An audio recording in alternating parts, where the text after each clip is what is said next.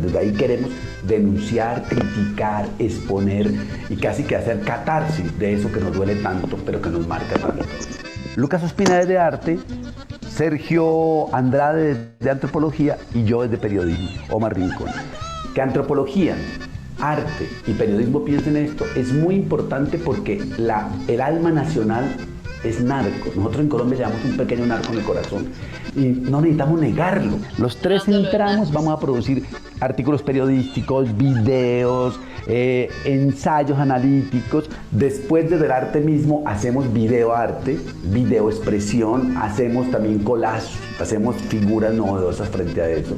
Desde antropología estudiamos qué pasa de Colombia por ahí, entonces tenemos el tour del narco en Medellín, el tour de Pablo Escobar, la Hacienda Nápoles, el Museo de la Policía, la religiosidad popular vista en exposición visual. Y de periodismo vamos a hacer corridos prohibidos. Esta es la historia de tres profesores de los Andes. La forma de contar de lo narco es en crónica.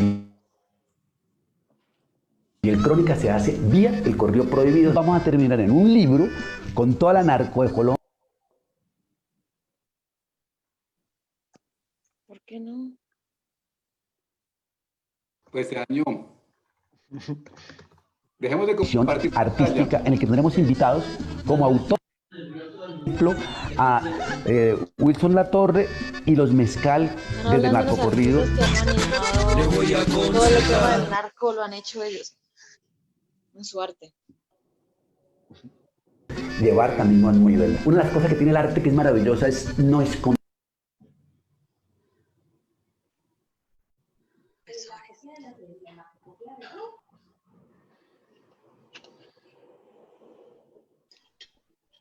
Hola. ¿Se acabó el video? No sé. Es que el video no lo vi bien. Está chuzado ese video. Ese video funcionó mal, yo creo. Entonces, hola, buenas tardes. No sé si estoy al aire o no estoy al aire. Esto es un acto de ficción. También era de ficción esta exposición, se llamaba Narcolombia. Tendrá que inaugurar el 21 de mayo de este año, o sea, en pocos días, en la Sala Santo Domingo de la Universidad de los Andes. No lo pudimos hacer. Simplemente queremos hoy compartir con ustedes alguna parte de la experiencia de Narcolombia y pues a su vez invitarlos a un curso de vacaciones que dictaremos sobre estudios del narco. Omar Rincón, yo parte de periodismo del Centro de Estudio de Periodismo de la Universidad de los Andes y mi parte es más lo mediático. Están con ustedes Lucas Ospina de Arte y X Andrade. Entonces, Lucas, preséntese con sus invitados del día. ¿Cómo así, Omar? Pues creo que tiene atrás, tiene unos invitados atrás, entonces. Ah, sí, ahí hay una gente atrás que me está acompañando. No sé, yo los bajé de un Instagram y ahí estaban, pero no sé bien quiénes son. Sí, no. Creo que en la revista Jet Set sí saben quiénes son, pero yo no sé. Pero ahí están siempre atrás, siempre me están cuidando las espaldas. O lo que hagan ellos sucedió a mis espaldas. Entonces usted va a hablar en general del arte como forma de blanqueo de capitales o de teorías. Es que hay algo raro yo voy a hablar desde el diccionario, sí, el diccionario de la lengua, la definición de arte, de droga, dice, sustancia mineral, vegetal o animal que se emplea en la medicina, en la industria o en las bellas artes. Entonces, ahí lo pueden buscar en la RAE, en la RAE dice eso. Está buenísimo. Bueno, y está con nosotros X Andrade, del Departamento de Antropología. ¿De la antropología qué tiene que decir a este respecto? X, preséntese. Nada más interesadísimo en las dimensiones y los efectos que la estética narco ha tenido en el caso colombiano en los campos de producción y consumo cultural. Esto significa música, moda, prensa, construcción de imágenes mediáticas, memes, etcétera. Entonces, ¿cómo hacer un mapeo? Creo que eso es lo que hemos estado tratando de hacer en este par de años junto contigo y con Lucas. Entonces, ya, hoy va a ser una pequeña sesión, una pequeña muestra de imágenes y reacciones que tenemos frente a ciertas dimensiones de este fenómeno que es lo narco y sus efectos sobre la vida social.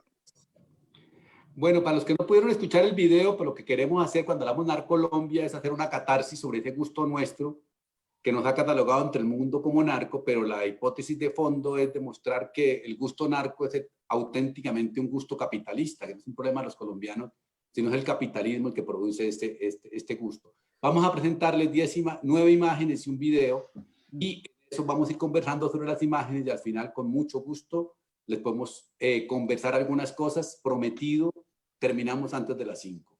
Lucas, ponga las imágenes a ver para arrancar con el logosímbolo, ¿cómo se llama eso? Logotipo, logosímbolo, imagen ilustrativa de nuestro eso. Entonces Lucas va a compartir la pantalla y vamos a comenzar a hablar de estas imágenes para a partir de eso desarrollar nuestra profunda teoría. Listo. Entonces ahí ya se comparte, ¿sí se ve? Se ve en negro, ahí está lo de la invitación del día de hoy, pero pásate la del narco a la imagen oficial, a la siguiente. Listo, es que ya después empieza, Omar. Ah, no, entonces explica un poco el logotipo Narcolombia, que no es que no salió completo, pero bueno. Sí, es que hicimos esta para el volante, pero es una imagen que tiene muchas variaciones, ¿sí? Tiene un logo tipográfico que involucra 2 bebidas gaseosas y con eso se nombra el proyecto. Y el resto tiene algunos iconos, ¿sí? Que son como unas columnas, no sé por qué se posaron en la nariz de estos 3 personajes. También hay un diablo que significa un equipo de fútbol, una camioneta que llaman Narco Toyota, que tiene una marca donde ya no dice Narco Toyota o Toyota, sino que solo dice yo. Un señor que creo que es el ícono de un partido político, ¿sí? No sé bien cuál es, y tiene cierta santidad, y a través de esa santidad algo se está colando. Y otras devociones, ¿no? Otras devociones que podemos tener acá, y una bandera también de un país y una nariz que se hace unas líneas ahí con una gran columna, ¿sí? Es como un logo que son como algunos iconos que usamos de manera diversa para diversas volantes, invitaciones, etcétera.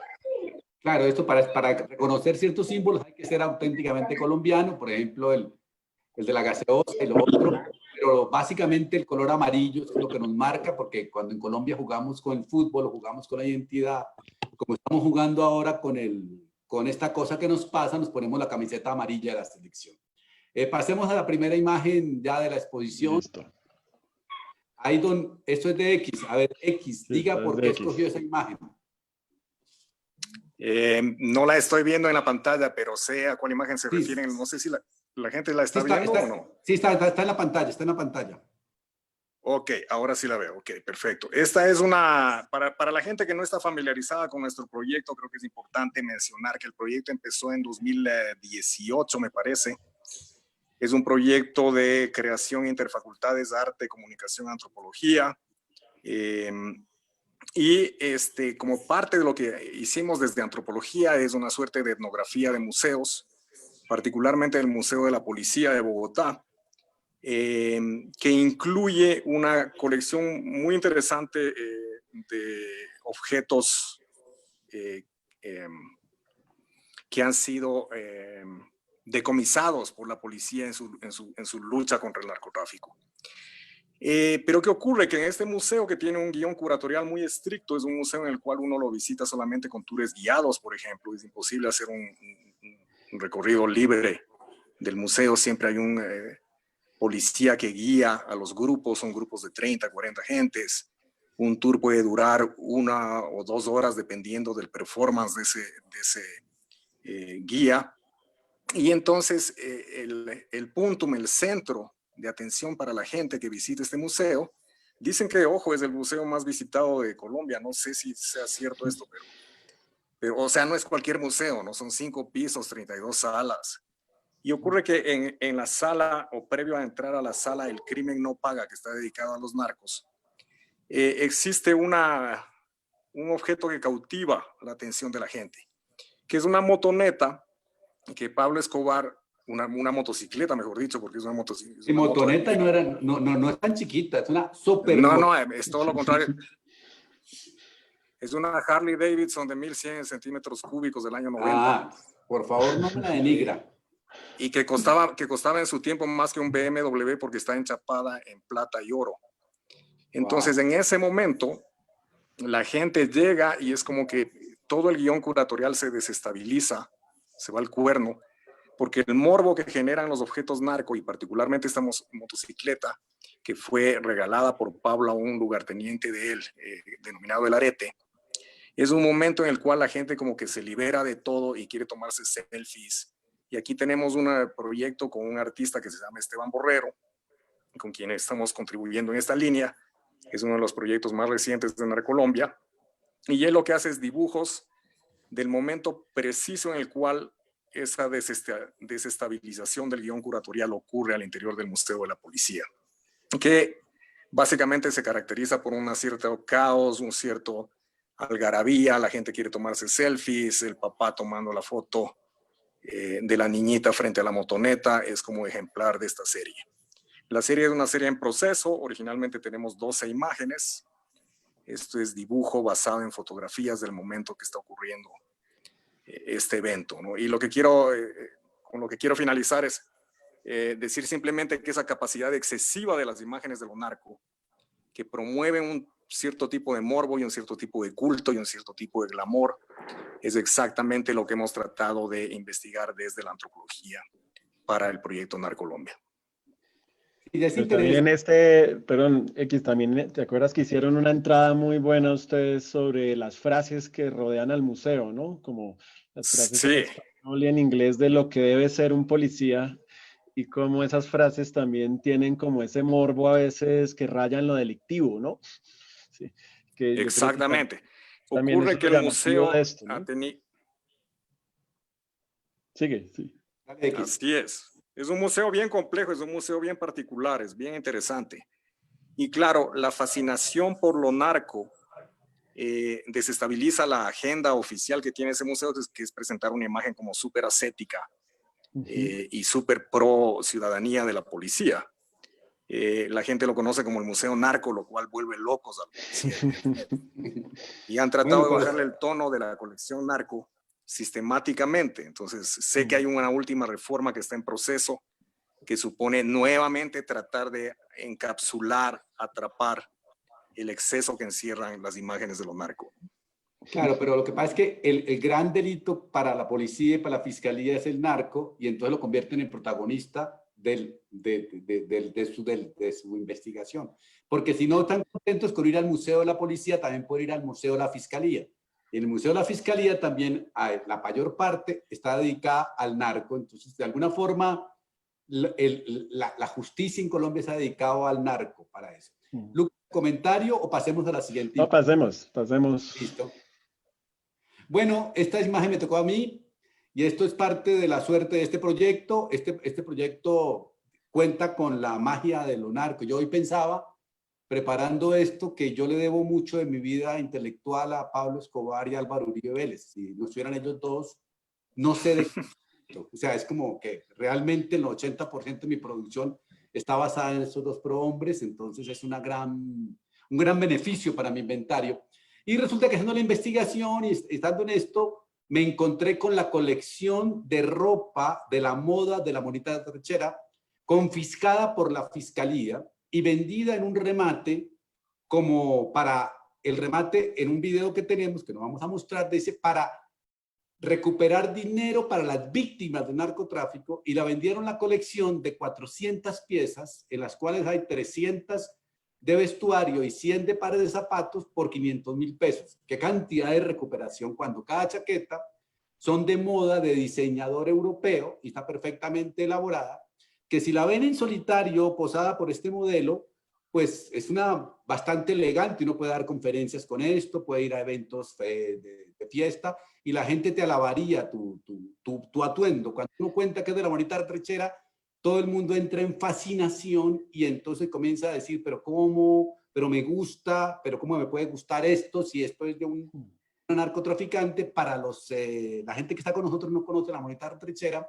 Es una señora pequeñita, monita, o no sabemos si monita o no, que en el gobierno Samper tuvo una conversación interceptada por la fiscalía o alguien, en el cual el presidente Samper le decía a la monita, que no se llamaba así, se llamaba doña Elizabeth Sarria, monita, no está tan retrechera, y ahí para acá se conoce. Esa colección estará en la exposición, colección de zapatos y de vestuario de la monita retrechera, como una forma de poderlo mirar. Pero al comienzo pensé, y esto es para que, con mis amigos artistas, de que tenía una modelo para eso, pero dije, de pronto el mejor modelo soy yo mismo, porque es como un contrahecho para eso, y hace parte de eso. ¿Algún comentario, Lucas o X? No, pues es vestirse del otro, ¿no? Ya, no hay más. Es ponerte la ropa de la fuente primaria de investigación, pero no desde la bibliografía, sino ponerse la camiseta, literalmente. Sí. Sergio, X, ¿algún comentario? Dale. Sí, que a mí me parece que el valor histórico de esa colección es impresionante, porque la monita no es cualquier personaje en la historia del narcotráfico en este país, sino que es el vínculo más obvio entre política y narcotráfico durante el gobierno de Samper, ¿no? Porque antes de eso como que todo era soterrado y tal, pero el momento en que salen estas grabaciones y tal, la monita se convierte en un lazo evidente. O sea, la monita es quien debe el dinero a la campaña de Ernesto Samper, y creo que de alguna manera inaugura otro tipo de momento para pensar la relación entre narcotráfico y política en este país, ¿no? Dicho sea de paso, una relación que sigue siendo extremadamente importante y que viene actualizándose constantemente, como lo hemos visto recientemente con el caso del gobierno de Duque, ¿no? La colección, por demás, me parece un encanto. Antes de los 90 me acuerdo que había un dicho un dicho de gusto y de clase, un dicho muy clasista en Colombia, que se decía como que la gente pobre, su ascendente de gusto era lo mexicano, la gente de clase media, su ascendente de gusto era Estados Unidos, la gente de clase alta, su ascendente de gusto era Europa. Es decir, unos oían rancheras, los otros querían ir a Miami o vivir en Miami, y los otros hablaban francés o aparentaban hablar francés o leer Shakespeare en inglés. Pero lo llamativo del narcotráfico es que genera tal cruce de clases sociales que generó una revolución estética. Exacto. Y hizo que, por ejemplo, alguien como Elizabeth Sarria se pudiera ir vestida así como está Omar, a una donación de fondos para una campaña, y ya nadie pudiera decir que ella era de mal gusto, ¿sí? Porque precisamente generó una revolución estética en este país, y ya ese dicho clasista ya no funcionaba, ¿sí? La gente de clase alta podía ya admitir que sí, me gustan las rancheras, ¿sí? La gente de clase media podía admitir que pues también gracias a cierta meritocracia podía saber francés, no necesariamente saliendo de un colegio de calendario B, ¿sí? Y la gente de clase baja pues también podía aceptar que no todo era el amor a los padres, que podían tener más plata que los papás y después superar a los papás y superar también al dueño de la finca y después comprarle la finca gracias a esta revolución que generó esto. Entonces, creo que es un personaje bueno también por eso, ¿no? Porque es una bisagra ahí entre el poder político y el gusto. Sí. Y dos comentarios adicionales y pasamos a la siguiente foto. El primero es que también Lucas y X, hay un comentario que se usaba clasistamente en Colombia que decía que la mona, aunque se vista de seda, mona se queda. Y esta es una monita que se vistió de seda y parecieramente que no se quedó. Y la segunda es que en la exposición que haremos cuando se abra el mundo y pase la cosa, habrá, la monita es invitada como artista, no como un objeto en el que vamos a reflexionar, sino que su obra, que es su ropa y sus zapatos, estarán expuestas como la obra de un artista que construyó un gusto del mundo y una propuesta sobre la sociedad a partir de su obra. Siguiente película, siguiente foto. Listo. Yo conté Lucas historias, ¿sí? No puse una imagen, sino que hice como un guión con imágenes. Esta se llama Narcosubmarino. Y fue una noticia que me llamó la atención a finales del año pasado, donde se encuentra un submarino, ¿sí? Detenido en la costa gallega, está ahí parqueado y nadie sabe bien por qué está ahí. Y después ya cuando investigan, pues el texto que escribe, la crónica que escribe El País es muy buena y esto es lo que dicen. Dicen, fueron 26 días en un pequeño habitáculo que podía sumergirse hasta 2 metros de profundidad para eludir los radares de los buques de la Armada y durmiendo en catres sobre 152 fardos de droga. Tuvieron buen tiempo, casi hasta llegar a España, según narraron, pero al 10º día surgió el primer problema mecánico. Los 2 tubos que salen de popa, que sirven para inyectar aire en el motor, se estropearon. Según sus relatos, el aire del submarino se hizo irrespirable. Incapaces de arreglarlo, pese a de que uno de los ecuatorianos era mecánico, se vieron obligados a ir a Ecuatorianos, Luca X unas horas invitado. cada día para ventilar la nave hasta llegar a tierra. Seguro era amigo de X ahí. Antes, y siempre según lo relatado en prisión por los tripulantes, en un golpe de mar perdieron también la bolsa con víveres y agua que la embarcación llevaba precintada y adosada al casco. Y por último, se rompió el depósito de aceite que impregnó toda la nave, incluidos los fardos de cocaína. Bueno, esto, como diría mi presidente Duque, esta fue como la aparición de un unicornio en Europa, porque los submarinos se habían encontrado sobre todo en envíos a Estados Unidos, sobre todo en el mar Pacífico. Salen de Tumaco, salen de Ecuador, pero no se habían encontrado un submarino en Europa.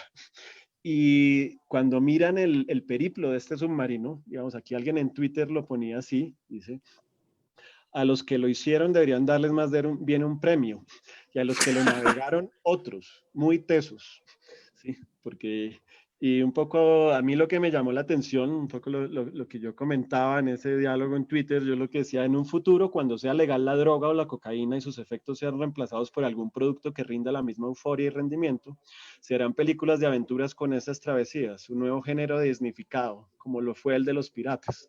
Y me acordaba de esta película, ¿no? Que es muy bonita, que se llama El Tesoro de la Sierra Madre, de Humphrey Bogart, sobre una labor inútil, ¿no? De unos señores que están en una mina de oro y después de pasar todo tipo de peripecias, no va a contar al final, pero algo pasa con el oro, ¿sí? Como que no lo coronan. Y en este caso pasó lo mismo, ¿sí? Estos señores estuvieron 26 días, es decir, estuvieron más tiempo en ese submarino que los del Apolo 13, ¿sí?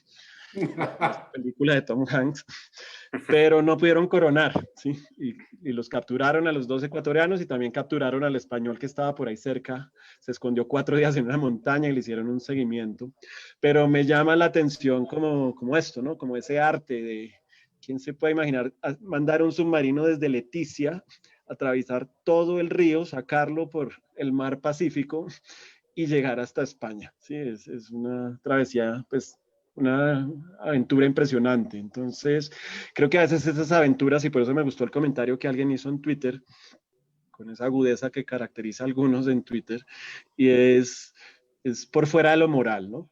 Como ver esto como una aventura, porque cuando muchos de nosotros los viejitos fuimos educados con películas de piratas, pero nunca nos mostraron pues que los piratas eran una gente tremenda, ¿no? Que estaban a favor también del tráfico, del narcotráfico de su época, pero nos mostraban como los héroes, ¿no? Y en este caso, pues a veces, precisamente por tener esa moral, no vemos estas historias, ¿sí? No las dimensionamos, no vemos a estos tres tripulantes que pasaron esos 26 días o el ingenio de hacer eso. Y lo último es que, por supuesto, hay un eje económico. Ahora que el dólar ha subido tanto, más de 4.000 pesos, gracias a mi presidente Duque y a sus políticas, pues uno ve que ya no es supremamente rentable llevar cocaína a sitios donde realmente se multiplica más. Y Estados Unidos ya no es tan rentable, por ejemplo. ¿Sí? Un envío coronado en Estados Unidos no se multiplica tanto como uno coronado en Europa o como uno coronado en Australia, por ejemplo, ¿sí? Entonces uno ve que ese rendimiento, ¿sí? Propicia este tipo de travesías, que es muy impresionante, ¿sí? Un submarino que atraviesa, estoy seguro que si esto lo convirtiera en una competencia, pues sería como el París-Dakar de la náutica, ¿sí? Pero es muy impresionante como historia, ¿sí? Como historia. ¿El ecuatoriano qué dicen? No, yo me pregunto, los tipos que fueron en ese submarino, 2 orgullosos ecuatorianos, entre ellos, supongo que debe haber un training tipo astronautas, efectivamente, porque no cualquiera se mete X número de días en un espacio pero tan reducido como es ese. Y logran sobrevivirla súper bien y tal, ¿no? O sea, debe haber toda una ciencia de preparación detrás de todo esto, así como hay una ciencia, una tecnología que ha promovido toda suerte de artefactos vinculados a lo narco para camuflar las drogas. Y me parece que el narco submarino es un excelente ejemplo de los avances tecnológicos, de hecho, que ha generado el narcotráfico. Y que también ahora cuando uno piensa que no hay aviones, ¿sí? Sí, exacto. Y que no puede haber mulas, ¿cuántos ingenios de cuántos emprendimientos, para usar la palabra de mi presidente Duque, ¿sí? ¿Cuántos emprendimientos de esta economía naranja cruzada con blanco habrá en este momento? No, y hay una cosa, Lucas, que es impresionante, y es que yo creo que a los narcos sí se le merece un homenaje como mecenas de la investigación científica nacional. El Ministerio de Ciencia debería comenzar a hacer un estudio, porque un submarino no se lo inventa un narcotraficante, o sea, eso requiere una altísima ciencia para poder construir un submarino que pueda viajar tanto tiempo. Eso es altísima y sofisticada ciencia. Y con lo que decía Luca, yo creo que son unos mecenas impresionantes de la ciencia, porque contratan a científicos, les dejan desarrollar su proyecto a largo plazo y se lo financian para que después sea exitoso. Yo creo que eso es otro tema del narco que no se ha estudiado, el mecenazgo científico. De pronto el artístico sí, pero el científico no se ha estudiado mucho. Sí. Bueno, vamos a la siguiente imagen. Bueno, con una foto de Narcos México, porque fue lo que me tocó en la ciudad de Buenos Aires, pero es porque tengo que hablar una cosa, y es un poco la genealogía de por qué yo me intereso en este tema, y es, yo soy crítico de televisión, soy el live de este grupo, pero a mí comienza a ver narconovelas y todo el mundo comienza a preguntarme por qué las narconovelas, por qué Colombia hace tan buenas narconovelas, qué es lo que las narconovelas tienen buenas, y entonces se vuelve toda una cultura de exportación que es absolutamente fascinante. Yo he estado en muchas ciudades del mundo hablando de narconovelas, y realmente los colombianos sabemos hacer muy buenas narconovelas. O sea, sabemos, si uno hace un casting para actuar de sicario, tenemos 500 actores en fila india y pueden hacerlo perfectamente bien, lo sabemos actuar. En cambio, le pedimos a un colombiano actúe de intelectual, no sabe cómo se actúa un intelectual, pero le pedimos actúe de corrupto, sabemos. O sea, hay unas cosas que sabemos por corazón nacional y sabemos narrarlo. Yo creo que Colombia en eso ha sido insuperable. O sea, nuestra gran obra es Escobar, el patrón del mal, exitosa en Netflix. Le ha ganado Escobar, el patrón del mal, hecha en Colombiche, derrotó a Narcos, hecho al estilo Miami y estilo Los Ángeles. Entonces, de alguna forma, sabemos hacer ese producto, sabemos contarlo, sabemos actuarlo, sabemos libretearlo, sabemos narrarlo, y de alguna forma somos los expertos en esto. En eso todavía seguimos siendo los campeones. México no ha podido hacer una narcoficción al estilo nuestro por ahora. Van de primeros en el negocio del narco, pasamos al segundo lugar en el negocio como subcampeones, pero en el caso de la narconovela seguimos siendo interesantes. Entonces, en la exposición también hay aparte para reflexionar sobre por qué sabemos hacer también narconovelas, qué es lo que está en eso y por qué, en el caso de Narcos, la serie es tan mala en lo colombiano, porque es una serie hecha bajo la matriz narrativa gringa, con doble defecto, con un defecto uno, y es que el presidente Santos hizo la premier de Narcos en la Casa de Nariño, con lo cual después se quejan de la mala imagen de Colombia, y el presidente o el subpresidente, la primera dama Duque, puso a Narcos como ejemplo de economía naranja. Entonces, de alguna forma, en una serie de televisión y en un concepto televisivo, entra a jugar la política, la cultura y todo lo que tenemos que hacer. Lucas o X. A mí me llama la atención, yo realmente no he visto mucho estas series ni la televisión, pero las veces que la he visto me llama la atención la omisión en los nombres. Por ejemplo, en Narcos, ¿cómo no mencionan, no dicen Pastrana? ¿Sí? ¿Cómo cambian nombres en esto? Y me llama la atención hace poco esa tampoco la vi, pero alguien la puso el clip en la del General Naranjo. Sí. Como había un clipcito donde alguien salía, creo que Pablo Escobar, hablando con un lugarteniente diciendo, pues tenemos ese muchacho joven político que está trabajando en la aeronáutica y que nos ha servido mucho. Y obviamente pues la alusión era a mi presidente Álvaro Uribe Vélez, ¿sí? Pero me llamaba la atención como esos trucos de guión, ¿no? Como Como, digamos, en Narcos hubo el problema de cómo retrataron la toma del Palacio de Justicia como un encargo absoluto del narcotráfico para quemar unos expedientes, cosa que no está aprobada, pero la serie sí contaba la historia, ¿sí? Entonces, cómo se omiten nombres por un lado, cómo se usa la serie para afectar otra, para narrar realmente la historia, pero cómo a veces se evaden precisamente como esas aristas que generarían demandas, esas aristas que generarían, un poco como pasó, es otro tema, pero como pasó en la serie de Garzón, que me parece que es una serie muy lograda, esa sí pude ver varios capítulos, pero lo mismo, el único nombre que mencionaban con nombre propio era Jaime Garzón, de resto todos se llamaban diferente, ¿sí? Pastrana se llamaba de otra manera, todos se llamaban de otra forma. Pero ahí también tiene que haber una cosa que ver con lo que usted estudia también, Lucas, y es, por ejemplo, en el caso de Garzón, era para no pagar derechos de autor. Entonces, quitan los nombres, ya, son dos formas de delinquir, no pagar derechos de autor o no ser signados de estar haciéndole mala imagen a una imagen. O sea, por ejemplo, al aire está una novela de Caracol que se llama La venganza de Analía, y el partido del corrupto que mata a todo el mundo para llegar a ser presidente se llama A Fuerza Democrática. ¿Ves? Entonces, es como jugarle desde el libreto a que todo el mundo se identifique muy a la colombiana, no decimos las cosas de frente, por debajo de mesa, o sea, que hay una cosa por ahí. X, ¿algún comentario? Pasamos a la siguiente. Sí, no, a mí lo que me parece fascinante con lo que ha pasado con el género este de narco novela o narco telenovela es que ha expandido la fama de Pablo Escobar más allá de los 80s. Yo creo que es mucho más popular ahora que durante los 80s, que fue cuando imperó como el capo de la cocaína acá en Colombia, ¿no? Es decir, la capacidad de las industrias culturales masivas, como Netflix, como Hollywood, etcétera, tienen efectos sobre cómo se ha reconfigurado el culto a Pablo Escobar. Y es lo mismo, alguien comentaba en el chat, es lo mismo que está pasando o que ya pasó o que está ocurriendo todavía con el culto al Chapo Guzmán en México, ¿no? Entonces, sí, interesante los efectos masivos que esto tiene.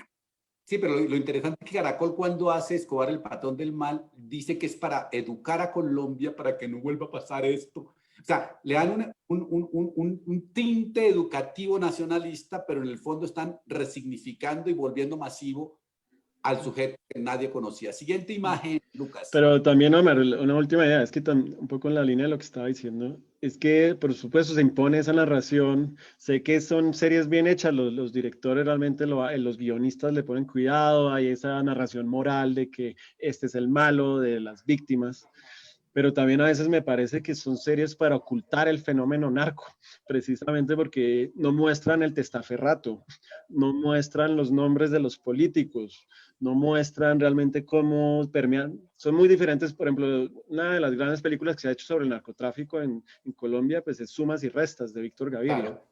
¿Y por qué? Porque mira el fenómeno en la clase media, ¿sí? Habla desde la clase media, ¿sí? Que es una franja cada vez más amplia en Colombia, por supuesto, gracias también a los fenómenos de dinero y de flujo de dinero, ¿sí? Pero un poco a lo que voy es que estas series de alguna manera casi que ocultan esas figuras, ¿sí? Como que nos venden unas víctimas, muestran sí a Lara Bonilla asesinado, a Galán asesinado, a Garzón asesinado, pero no nos muestran los personajes de la mitad, sino rara vez muestran realmente como ese eslabón de la mitad y que sigue vigente, que es un eslabón que sigue totalmente activo e impune, ¿sí? Es de velar ocultando, que es buenísimo como estrategia. Bueno, sí. Siguiente imagen. Bueno, creo que aquí nos interrumpen. Entonces, Laura, por favor, pon el video a ver si esta vez sí sale bien, pero como la presentación. Esto es de X, que va a hablar de la implosión del Mónaco. 1, 2, 3 y va. Bueno, un exministro de Justicia en Colombia publicó en sus redes un video en el que asegura aparece el fantasma de Pablo Escobar. Pues sigue generando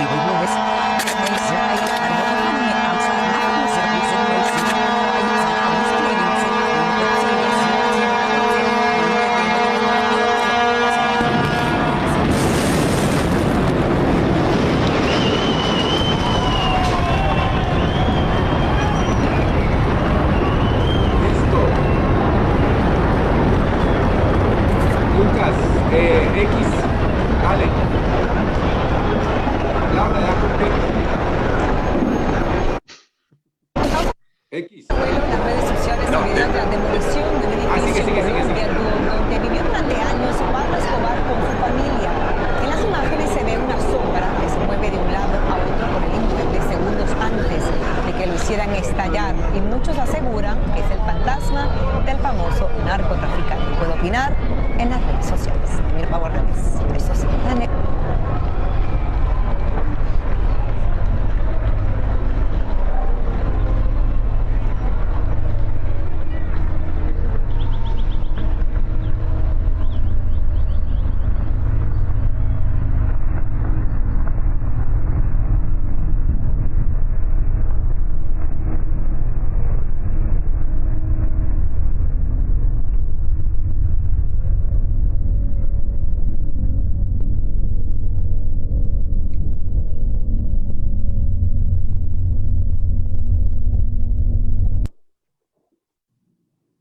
Dale X. Bien, esta es parte de una instalación que hicimos para la Galería Valenzuela Klenner el año pasado. El conjunto de la exhibición se llamaba La vida antes y después del Mónaco.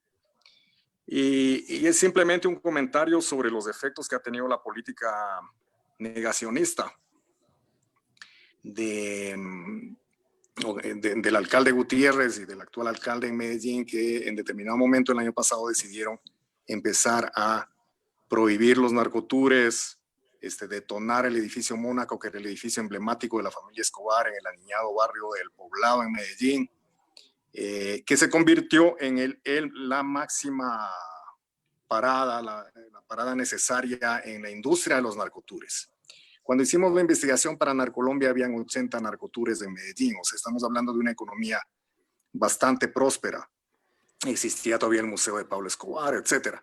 Entonces, lo que yo estaba curioso es cómo el tratar de silenciar ese legado tiene exactamente los efectos contrarios. Es decir, la misma noche en que se detonó el Mónaco, que fue además cubierto por todos los medios desde temprana en la mañana, un evento que duró como 4 segundos, se fue la implosión, 4 o 5 segundos se fue la implosión. Fue cubierto por todos los medios con helicópteros y con invitados especiales. Y la gente en el Country Club de Medellín estaban cerca atisbando la cosa live, etc. Entonces, mientras eso ocurría por la noche, ese mismo día empiezan a proliferar estas imágenes que aseguraban ver la aparición de un fantasma de Pablo Escobar, con muchas variaciones. En determinado momento se decía que no era el fantasma de Pablo, sino de un empleado, una suerte de mano derecha de Pablo Escobar, por ejemplo. Y lo que me fascina en el ensamblaje que hicimos, esto fue con Ana Catalina Correa y Mateo Gómez Pinto, estudiantes míos de la Universidad de los Andes. Lo que hicimos fue como ensamblar la transición que se hace a crítica completamente por parte de los medios, desde YouTube, que era la gente subiendo lo de los fantasmas, y los máximos noticieros nacionales agarrando la cosa como noticia, ¿no? Entonces, nuevamente, ese es un tema que nos interesa mucho en el grupo, seguramente más a Omar que a otros, que es cómo los medios no tienen suficiente distancia crítica como para efectivamente ejercer un ejercicio analítico sobre los efectos de las políticas antidrogas en este país, ¿no? Sí, no, y hay otra cosa que es interesante ahí de esto por ejemplo, en este solo ejemplo de querer borrar la memoria por decreto, quitar la avioneta de la Hacienda Nápoles, prohibir los narcotours, prohibir el museo de Pablo Escobar en Medellín. Y en este caso se propuso como una idea muy poderosa el hecho de quitar el Mónaco, implosionarlo y crear un parque de las víctimas. Sin embargo, hoy en día en Medellín todo el mundo habla del nuevo parque que nació como el Parque Pablo Escobar. O sea, lo que hicieron fue, antes había un objeto para mirar el mito, que era un edificio feo. Hoy en día, vacío, en el cual cada cual puede llenarlo de la retórica, la mitología y la leyenda que queramos. Lucas, ¿con algún comentario o pasa a la próxima imagen para seguir? Creo que Manuela Saldarriaga, la periodista 070, creo que hizo un buen artículo, ¿no? sobre lo que pasaba ahí. Me acuerdo que una de las cosas que dije ahí es que me acordaba la polémica en Estados Unidos sobre las estatuas a los soldados confederados, que las estaban quitando precisamente porque eran soldados o eran generales pues, que habían sido racistas totalmente. Pero había una contrapropuesta y era realmente no quitar las estatuas, precisamente porque al dejar las estatuas con una placa que dijera esta persona es racista, se mantenían ambos gestos abiertos, ¿sí? Claro. En vez de eliminarlas, ¿sí? Es decir, son como una especie de contraejemplo monumental, pero en sí también son un contraejemplo, en vez de borrar eso como con el vacío que dice Omar, que a veces es un vacío muy útil como para cierta pedagogía glorificante de tipo de alcalde, etcétera, para una alcaldada de esas como sucedió en este caso, pero como lo muestra X, pues ese vacío es llenado por el fantasma, y ese fantasma a veces es, sobre todo en una cultura judio-cristiana, pues el fantasma es más poderoso que el monumento. Sí. Bueno, No vamos a la solamente, siguiente, porque no nos quedamos solamente ahí con la eso, imagen en blanco como si fuera también un fantasma. Quedó el fantasma de Mónaco, se tomó la pantalla y está en blanco. Entonces, pasemos a la siguiente. no solamente eso, Lucas, Sí. sino Sí, que el parque de la... Cuenta, Dale, X. X, dale. Que el parque de la inflexión ha sido refuncionalizado al interior de los nuevos narcotours. Ahora es una parada oficial de los narcotours, lo cual me parece fascinante, ¿no? Y estamos produciendo un artículo con Ana Gaviria sobre ese fenómeno en Medellín. Sí, es Pero como el que peca y reza empata, sí. Entonces le faltaba al narcotour el lugar para rezar y sentir que no empató, sí. Es decir, Exacto. la gente va y se mete el pase en la tumba de Pablo Escobar, después va al edificio allá, al parque de las víctimas, ¿sí? Y ya siente que empató, ¿sí? Bueno, siguiente imagen de Lucas, dale. Bueno, esta se llama Santidad, ¿sí? Tal vez lo leyeron la semana pasada, el presidente Santos pues dio una declaración que es usual en algunos presidentes, que es irse en contra de la guerra a las drogas, ¿sí? Cuando dejan de ser presidentes, ahí sí se dan en contra. Entonces el presidente Juan Manuel Santos en El Espectador dio una muy buena entrevista con muchos datos, por ejemplo, como que la industria de las drogas mueve 600.000 millones de dólares anualmente, ¿sí? El porcentaje con la cocaína será menor, pero más o menos de eso pues pueden entrar a este país entre 5.000 y 7.000 millones. Hay gente que habla que entran 15.000 millones, hay gente que dice que eso compensa nuestra economía colombiana en épocas en que el petróleo no está dando tanto, etcétera. Pero me llamó la atención también la columna que hizo Antonio Caballero este domingo, precisamente criticando a Juan Manuel Santos por esa, diciéndole, es una lástima como que usted no haya hecho este enfrentamiento cuando fue presidente. Y esto me acordó de esta polémica que sucedió hace un tiempo, donde también Antonio Caballero escribió un artículo que se llama Kate y Pacho, en un momento en que Pacho Santos pues era el vicepresidente de Colombia y criticó a la modelo Kate Moss, ¿sí? Cuando en una publicación sensacionalista pues le hicieron la foto en una discoteca como preparando 1 gramo de cocaína. Y esto fue lo que dijo Antonio Caballero, dice: da un poco de risa ver a Pacho Santos, vicepresidente de la República de Colombia, acusando exaltado a la modelo inglesa Kate Moss por los derramamientos de sangre que ocurren en Colombia. Porque es cierto que Kate Moss esnifa cocaína en las fiestas de allá de su país. La hemos visto en las fotos de la prensa sensacionalista. Pero ¿no conoce Pacho Santos a nadie que haga otro tanto en las fiestas de aquí, del país nuestro, aunque no lo publique nuestra prensa sensacionalista? Estoy seguro de que sí, de que conoce a alguien. Y pues no hay que ir muy lejos dentro de la familia Santos para encontrar que el hermano de Juan Manuel Santos, que es un gran empresario, que ha hecho grandes conciertos, que ha hecho grandes cosas, pues ha tenido un problema de salud, porque el problema de las drogas es un problema de salud, no de prohibición, y la foto es evidente, ¿sí? Vemos una foto de una época donde sale toda la familia Santos y en la nariz vemos que tiene una nariz pues que no ha sido afectada por ese consumo, y vemos una foto más reciente de Felipe Santos, hermano de Juan Manuel Santos, ya con su nariz reconstruida luego de un consumo pues fuerte de cocaína, ¿sí? Nuevamente, no estoy tratando de meterle moralina a Felipe Santos, que cada uno haga con su cuerpo lo que quiera, ¿sí? Pero también es una discusión que no se ha dado, ¿sí? Y que es raro que un presidente tampoco la use en sus discusiones, ¿sí? Que hablen de cocaleros, que hablen de grandes imperios de la droga mundiales, de grandes mafias, como lo dijo Juan Manuel Santos, pero que no miren un poco cerquita, que es lo que indica Antonio Caballero con su índice de mirar aquí cerquita también cómo se da ese consumo, porque esa es también otra variable que cuando uno mira algunos artículos de estadística, pues está dando con el consumo, ¿no? No solo somos exportadores de cocaína, sino que también el consumo ha crecido. Y por supuesto, nuestros grandes dos productos nacionales pues son la cafeína y la cocaína, los productos que nos hacen famosos, y extrañamente son dos productos laborales, ¿no? Son dos drogas totalmente para trabajar, trabajar y trabajar. X, ¿algún comentario? Vamos a la siguiente imagen. No, solamente enfatizar el hecho de que el lenguaje prohibicionista de las drogas incluye un lenguaje de clase, como señala también Lucas en varias de sus intervenciones, ¿no? Es decir, las imágenes estereotípicas, y de hecho la estigmatización que se hizo de Pablo Escobar fue como para limpiar la imagen de las élites igualmente corrompidas por el narcolavado y el consumo de drogas en este país. Es muy fácil pensar el mundo en términos de carteles y capos, cuando sabemos perfectamente que esa es una parte de la historia. El resto de la historia es la amplia distribución de cocaína entre las élites de este país, el lavado de dinero como un motor de la economía, como bien decía Lucas. Y creo que leer estas imágenes, las imágenes que se producen sobre drogas o sobre narcotráfico en Colombia, exige también esa lectura de clase social, ¿no?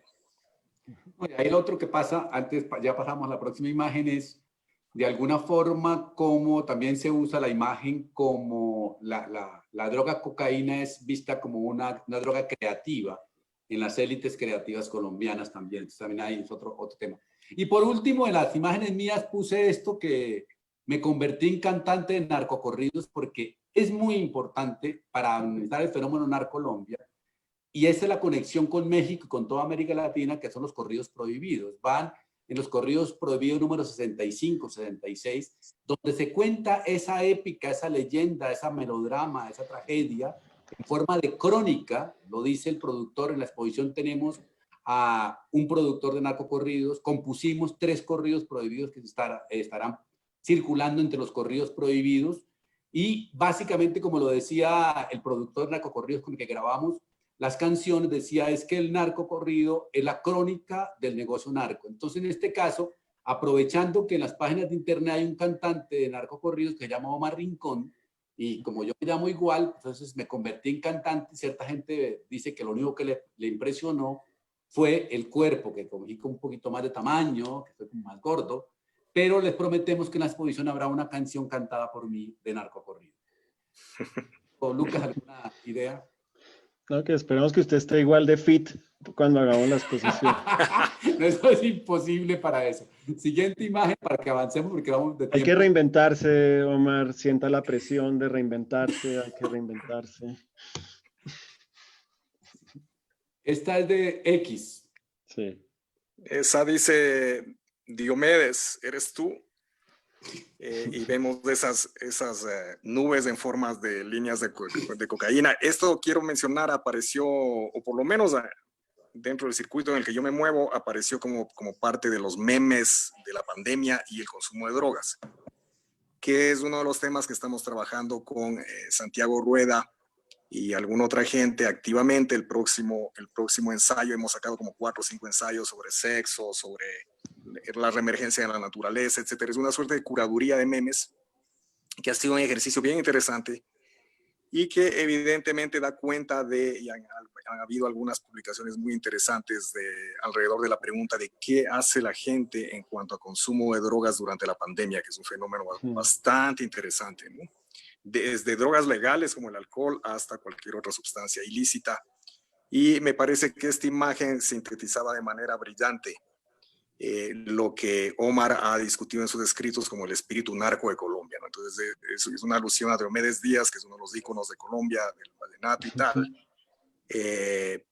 subliminalmente apareciendo en el cielo a manera de aparición divina, ¿no? Sí, o de maldición también, porque pues, siempre hay que acordarse que pues, hay coca y hay cocaína, ¿no?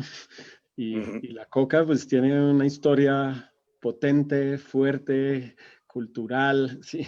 Metida realmente en una cantidad de usos, tanto medicinales como rituales, etcétera, y que se sigue usando. Y tenemos ya la cocaína, pues que ya es otra cosa, ¿sí? Ya es coger esa mata y convertirla en un producto laboral, de euforia, de plenitud sexual, etcétera, ¿sí? Entonces, bueno, eso como de ver la naturaleza del cielo ya totalmente domesticada, tal vez como para producir ese presagio, ¿no? esas No, y líneas. es que ahí lo otro que surge de esta foto, o esta meme, o lo que sea, es un poquito la figura de Diomedes Díaz, que en este momento, por decir una cosa, la tercera vez que pasa en la telenovela Diomedes Díaz en RCN y marca 10 puntos. Es un ídolo nacional al cual todos cantamos, pero que las élites y la moral colombiana ha denostado por consumidor de drogas y por el caso que tuvo con Doris Adriana, pero que técnicamente cualquier colombiano que se precie lo canta. Entonces hay una contradicción nacional de cómo nos sirve para el placer, pero cómo nos da moralina con respecto a su vida, como estaba planteada. Bueno, y última imagen. Ay, que no, no es un caso el de Doris Adriana, ¿no? Es un asesinato, sí, es un encubrimiento.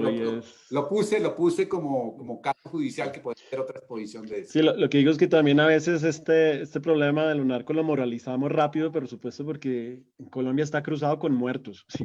Está cruzado con sangre, está cruzado, entonces casi que no deja espacio ni siquiera para el goce de esto, porque inmediatamente está cruzado, está teñido de eso, y eso hace difícil también hablar de esto, ¿sí? Bueno, este se llama Consumo Arte. Y viene a colación es porque hay un artista que se llama Miguel Ángel Rojas, que en el Museo de la Universidad Nacional hace una exposición donde con punticos de hoja de coca pone nombres de consumidores reconocidos del estrellato mundial, de la cultura pop, que han de alguna manera, está comprobado que en algún momento metieron cocaína, ¿sí? Entonces, por ejemplo, en la foto uno aquí ve Maradona, Billie Holiday, hay una estrellita y dice J. Salcedo, me imagino que se refiere a Jimmy Salcedo, ¿sí? Me llama mucho la atención que, por ejemplo, no había ninguna que decía Santos, ¿sí? El hermano Felipe Santos, ¿sí? Porque en este momento el presidente era Juan Manuel Santos, hubiera sido, creo que un buen gesto que hubiera generado una fricción importante haberlo puesto ahí, pero pues el artista decidió no ponerlo, ¿sí? Pero también hay un escritor que se llama Marc Caellas, que conoce muchas capitales, y Marc tiene un libro que se llama, Marc Caellas tiene un libro que se llama Drogotá, y ahí él le hace una crítica a esa exposición, y dice, luego de visitar la exposición, esto es lo que dice, porque también en esta exposición estaban los nombres de las estrellas y abajo estaban los nombres como de los sicarios, de los lugartenientes de Escobar, entonces como que hacía ese paralelo de linkear al que metía con el criminal.